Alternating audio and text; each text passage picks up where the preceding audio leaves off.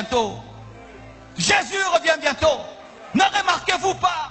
Il y a plus de technologie, mais le cœur de l'homme est toujours vide. Il y a plus de maisons, le cœur de l'homme est toujours vide. Il y a des gratte-ciel, Dubaï et tout, le cœur de l'homme est toujours vide. Des plus belles voitures, des meilleurs téléphones, des meilleurs ceci, mais le cœur de l'homme est toujours vide. Pourquoi?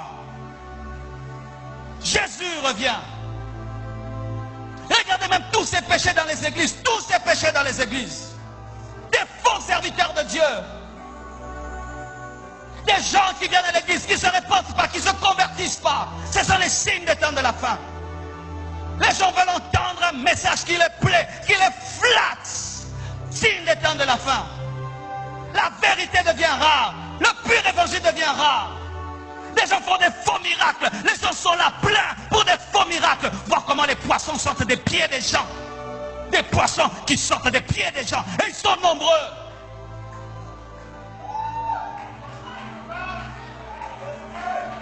Des signes des temps de la fin. Église. Et si vous êtes là, car il est possible d'être dans une église locale, mais de ne pas être dans le corps du Christ.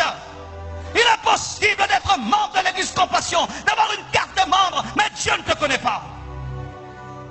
Je parle ici aux vrais chrétiens. Aux vrais chrétiens. Aux vrais enfants de Dieu qui sont ici. Si vous êtes là, enfants de Dieu, annoncez son retour. Dites qu'il revient bientôt. Préparez-vous. Lavez vos robes. Sanctifiez-vous. Prêchez son retour.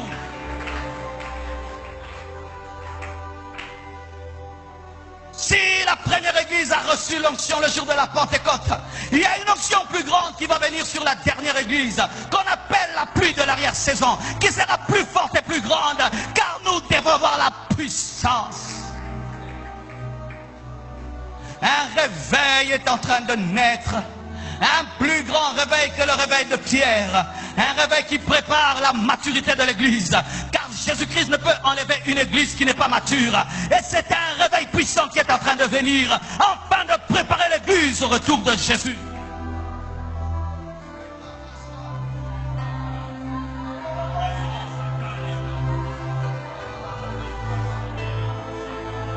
Dieu va susciter de toutes parts des prédicateurs qui ne sont pas connus, avec un puissant message de sainteté. Dieu va susciter de toutes parts des visions du ciel.